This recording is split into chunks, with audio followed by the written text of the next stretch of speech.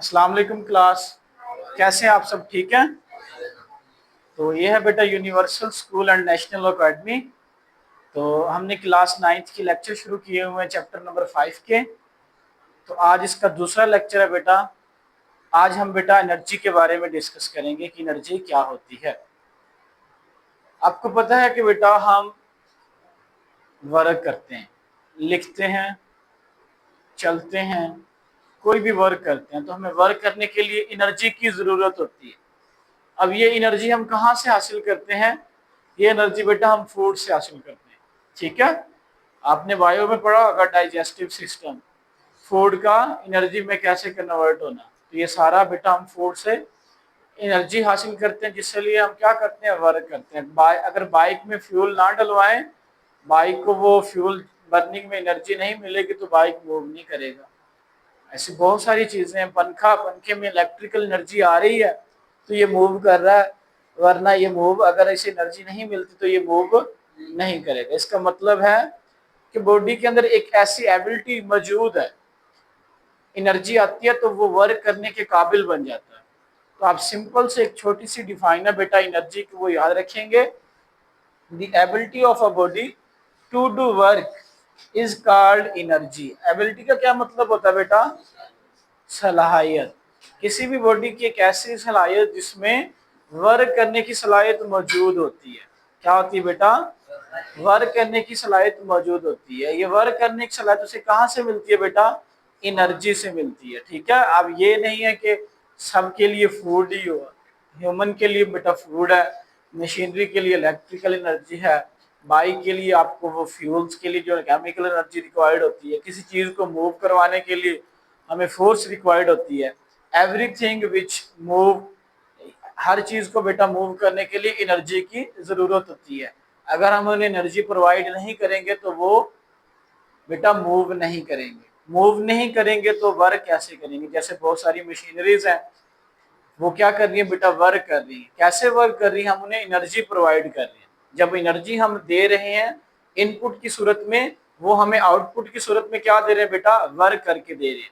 ठीक है, ऐसे हम बेटा इनपुट की सूरत में खुराक खाते हैं, खुराक खाने के बाद जो आउटपुट वर्क करते हैं बेटा, ये हमारा वर्क है। अगर हम वो खुराक या फूड ना खाएं तो हम क्या हो जाते हैं बेटा? सुस्त पड़ जाते हैं, बीमार हो जाते हैं, हमें काम करने के काबिल ही नहीं रहते।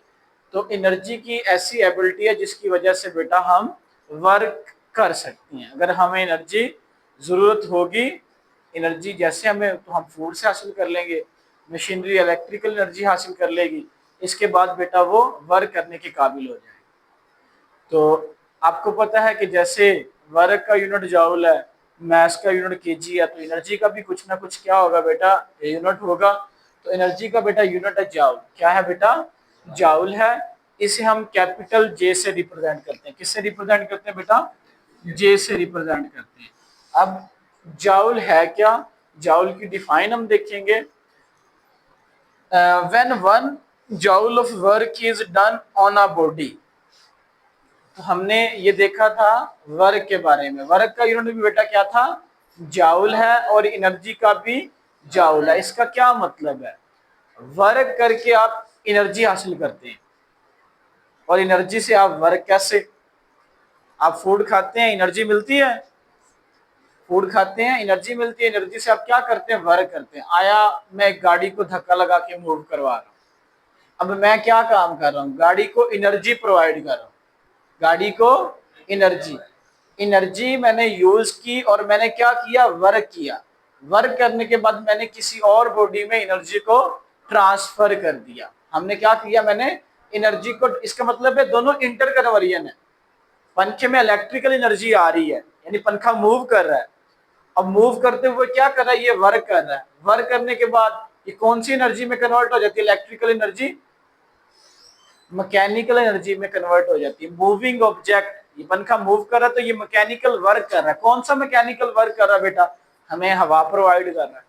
ठीक है, तो इलेक्ट्रिकल एनर्जी चेंज हो रही है मैकेनिकल एनर्जी में। तो इसका मतलब है कि वर्क एनर्जी में कन्वर्ट हो जाता है, एनर्जी वर्क में कन्वर्ट हो जाती है। तो दोनों का यूनिट बेटा सेम है।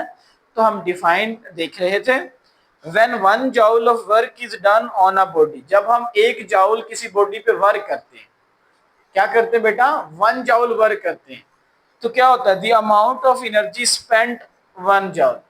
तो हम 1 जॉल किसी बॉडी पे वर्क करेंगे तो उसको कितनी एनर्जी प्रोवाइड करेंगे, 1 जॉल करेंगे। अगर हम 2 जॉल उस पर वर्क करेंगे तो 2 जॉल एनर्जी प्रोवाइड करेंगे।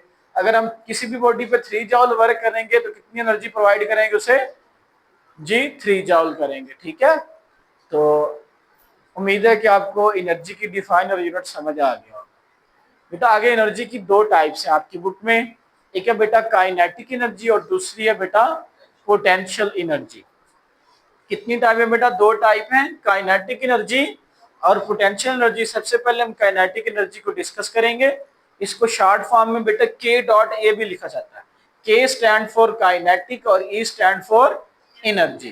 तो काइनेटिक एनर्जी की देखते हैं define, the energy possessed by a body due to its motion is called kinetic energy. आप देखेंगे जो भी बॉडी मूव कर रही होगी, जो भी बॉडी मूव कर रही होगी, आपने देखना कि वो स्ट्रेट लाइन में मूव कर रही है, वो सर्कुलर में मूव कर रही है, वो रैंडमली मूव कर रही है। हर मूविंग ऑब्जेक्ट के पास बेटा कौन सी एनर्जी होती है, काइनेटिक एनर्जी होती है। कौन सी एनर्जी होती है बेटा, काइनेटिक एनर्जी होती है। मूविंग ऑब्जेक्ट के पास काइनेटिक एनर्जी होगी। तो हम काइनेटिक एनर्जी का बेटा फार्मूला भी देख लेते हैं। काइनेटिक एनर्जी का बेटा फार्मूला होता है K dot E is equal to 1/2 mv square. इसमें 2 फैक्टर इन्वॉल्व है काइनेटिक एनर्जी में बेटा, 2 फैक्टर है। काइनेटिक एनर्जी 2 चीजों पे डिपेंड कर रही होती है। हमें कैसे पता चलेगा क्या कौन सी वैल्यू किस पे डिपेंड कर रही है, देखें के डॉट ई इक्वल के बाद जो वैल्यू है ये फैक्टर उन पे डिपेंड कर रहा होता है। इक्वल यानी राइट साइड पे जो फैक्टर है और लेफ्ट साइड पे जो फैक्टर है दोनों एक दूसरे पे डिपेंड कर रहे होते हैं। अब के डॉट ई काइनेटिक एनर्जी, ये किस पे डिपेंड कर रही है बेटा, मैस। डिपेंड का मतलब होता है इन्हिसार करना, मैस और वेलोसिटी के स्केयर पे किसी भी बॉडी। अब देखें v है क्या, v क्या बेटा, वेलोसिटी है, या आप स्पीड भी मान सकते हैं, मैग्नीट्यूड ऑफ द वेलोसिटी। तो मूव, ये वेलोसिटी का मतलब क्या होता है कि कोई भी ऑब्जेक्ट क्या कर रहा है, मूव कर रहा है। तो हमने डिफाइन में भी ये भी पढ़ा है कि अगर कोई ऑब्जेक्ट मूव कर रहा होगा तो उसके पास कौन सी एनर्जी होगी, सॉरी काइनेटिक एनर्जी होगी। मूविंग ऑब्जेक्ट के पास कौन सी एनर्जी होगी, हमने ये फार्मूले से भी देखा, m क्या है, उस बॉडी का मास और v उस बॉडी की वेलोसिटी है। एग्जाम्पल आप दे सकते हैं, moving ball has kinetic energy. Moving ball के पास कौन सी एनर्जी होती है बेटा, काइनेटिक एनर्जी होती है, क्योंकि वो मूव कर रही होती है। कौन मूव करवाता है, आप बॉलर बॉल करवाता है तो आगे से बैट्समैन उसे क्या करता है, हिट करता है, उस पे वर्क करता है, वर्क के दौरान क्या करता है, उसे एनर्जी प्रोवाइड करता है और वो एनर्जी किसमें ट्रांसफर हो जाती है, बॉल में ट्रांसफर हो जाती है और बॉल मूव करना शुरू कर देती है। अब हम देखेंगे बेटा पोटेंशियल एनर्जी, मैंने बताया था 2 टाइप्स हैं आपकी बुक में, काइनेटिक एनर्जी, दूसरी पोटेंशियल एनर्जी है। पोटेंशियल एनर्जी की डिफाइन देखेंगे बेटा, energy possessed by a body due to its position is called potential energy. अब ये बात थोड़ी सी समझेंगे। आप सबको इस बात का पता है कि जमीन के अराउंड ग्रेविटी है, ग्रेविटी मौजूद है ना, जमीन चीजों को अपनी तरफ क्या करती है बेटा, अट्रैक्ट करती है, खींचती है। अब हम क्या करते हैं, लेट्स सपोज इस बोर्ड मार्कर से मैं यहां से उठाता हूं और इसे मूव करवा के इस पोजीशन पे ले जाता हूं। अब जमीन इसे नीचे की तरफ खींच रही है लेकिन मैं इसे कहां, ऊपर की तरफ लेके जा रहा हूं, मैं इस पे वर्क कर रहा हूं। देखिए ये लेट्स सपोज ये चेयर से मैं बोर्ड मार्कर उठाता हूं और मैं कुछ हाइट पे ले जाता हूं, लेकिन ग्रेविटी से अपनी तरफ अट्रैक्ट करिए, लेकिन मैं इसकी मुखालिफ सिमत में जा रहा हूं ना, मैंने नीचे से उठा के ऊपर जा रहा हूं, ग्रेविटी से नीचे खींच रही है। अब मैं नीचे से उठा के जब मैं ऊपर इस पोजीशन पे ले जाऊंगा, अब मैं जैसे इसे छोड़ूंगा कहां जाएगा बेटा, ये नीचे की तरफ मूव करेगा। ये क्यों मूव करेगा, इसके अंदर एक एनर्जी स्टोर हो गई है। वो कौन सी एनर्जी है बेटा, वो पोटेंशियल एनर्जी है। वो कौन सी एनर्जी है, पोटेंशियल एनर्जी। ऐसी एनर्जी बेटा जो किसी भी ऑब्जेक्ट की पोजीशन चेंज करने से, पोजीशन चेंज मैंने क्या किया, इस पॉइंट से मैं इस पॉइंट पे ले गया, लेकिन शर्त है कि आपने ग्रेविटी के ऑपोजिट जाना, ये नहीं कि यहां से उठा के मैं यहां ले आऊं। अब मैं ग्रेविटी की मुखालिफत में नहीं किया, मैंने उसी पॉइंट पे यानी हॉरिजॉन्टल मूव करवाया। आपने क्या करना है, उसे एक पॉइंट से उठा के दूसरे पॉइंट पे लेके जाना और कुछ हाइट पे लेके जाना है। जब उसे कुछ हाइट पे लेके जाएंगे तो उसके अंदर कौन सी एनर्जी स्टोर हो जाएगी बेटा, पोटेंशियल एनर्जी स्टोर हो जाएगी। तो अब हम डिफाइन की तरफ आते हैं बेटा। Energy process by a body due to its position, हमने इसकी पोजीशन चेंज की है, is called potential energy. Example में आप लिख सकते हैं a ball at a some height, एक बॉल को आप कैरी करें, उठाएं और कुछ हाइट पे ले जाएं। अब उस बॉल के अंदर कौन सी एनर्जी स्टोर हो चुकी है बेटा? पोटेंशियल एनर्जी स्टोर हो चुकी है। तो पोटेंशियल एनर्जी का बेटा हम फार्मूला भी देख लेते हैं, चले यहाँ लिख देते हैं। पोटेंशियल एनर्जी का फार्मूला होता है बेटा, potential energy is equal to mgh। अब इसके अंदर तीन फैक्टर इन्वॉल्व है, इसमें वेलोसिटी का फैक्टर इन्वॉल्व नहीं है।